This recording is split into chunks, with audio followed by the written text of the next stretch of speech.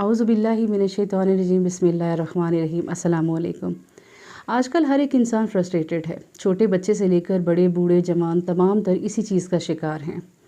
ایک 3.5 سال کے بچے کو جب صبح سویرے گرم بستر سے اٹھا کر ماں تعلیم کے حصول کے لیے روتا روتا اسکول چھوڑ کر آتی ہے تو یقین جانیے اس بچے کو نہیں معلوم کہ آخر مجھے کس جرم کی سزا دی جا رہی ہے۔ پہلی کلاس سے لے کر 5ویں کلاس تک چونکہ اب ہمیں اچھے سے لکھنا پڑھنا سیکھنا ہے تو اپنے وزن سے بھی زیادہ بھاری بھرکم تعلیم نام کے بستے کا بوجھ اٹھائے ہوئے بچہ 5 سال تک کے لیے اسکول تو جاتا ہے، لیکن پھر معلوم پڑتا ہے کہ 5 سال گزرنے کے بعد بھی لکھنے پڑھنے کے اوپر کمانڈ ابھی تک پوری طرح حاصل نہیں ہوئی۔ 6ٹھی کلاس سے لے کر 8ویں تک اب چونکہ جو پڑھ رہے ہیں یا جو اس سے پہلے پڑھا ہے اسے میٹرک کے نمبر لینے کے لیے استعمال کرنا ہے، لیکن تبھی یہ چیز ریئلائز ہوتی ہے کہ مونٹیسوری سے لے کر اب تک جو او لیول اے لیول جتنی بھی کتابیں سلیکٹیو چیپٹر کر کے رنگ برنگی کتابیں پڑھی ہیں وہ اب کسی کام کی نہیں ہیں۔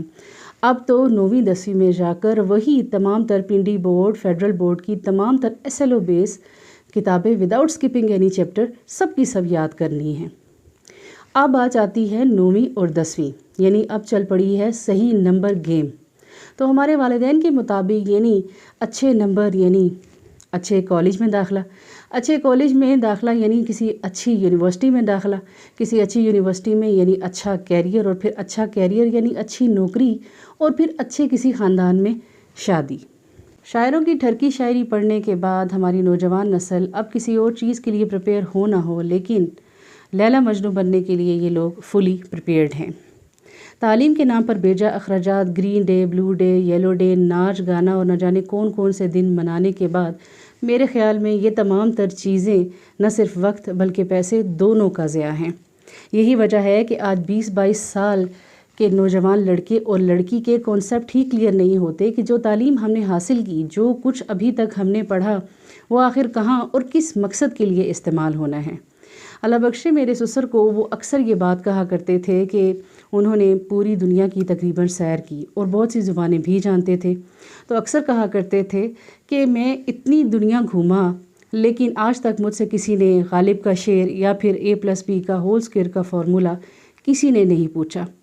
انفارچونیٹلی ہمارے ارد گرد موسٹلی منی میکنگ انڈسٹریز ہیں اور تعلیم کا بنیادی مقصد کہیں نہ کہیں مسنگ ضرور ہے۔ یاد رکھیے، تعلیم کا بنیادی مقصد کیریکٹر بلڈنگ ہے۔ تعلیم آپ کو اخلاقیات سکھاتی ہے اور اخلاقیات آپ کو آپ کے خالق حقیقی کی طرف متوجہ کرتا ہے۔ یہی وجہ ہے کہ آج ہمارے ارد گرد بہت سے تعلیم یافتہ لوگ تو ہمیں نظر آتے ہیں لیکن علم ہمیں کسی میں بھی دکھائی نہیں دیتا۔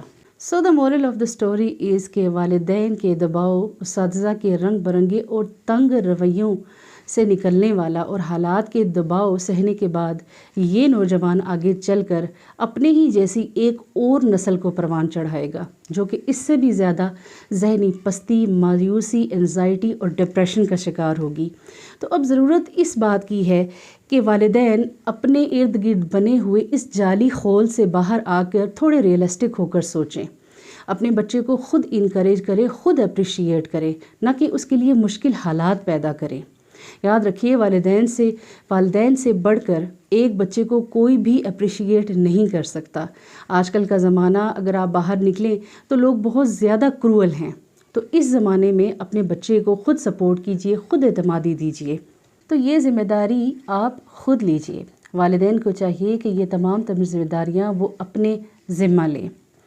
بچوں کو آج کے اس مشکل ترین دور میں رب کا توکل سکھائیے، انہیں اسکل سکھائیے، خود اعتمادی دیجیے اور مشکل حالات میں کس طرح سروائیو کرنا ہے تمام تر چیزیں انہیں سکھائیے تاکہ آگے چل کر ایک مضبوط، بااعتماد اور رب پر توکل رکھنے والی جوان نسل پروان چڑھ سکے۔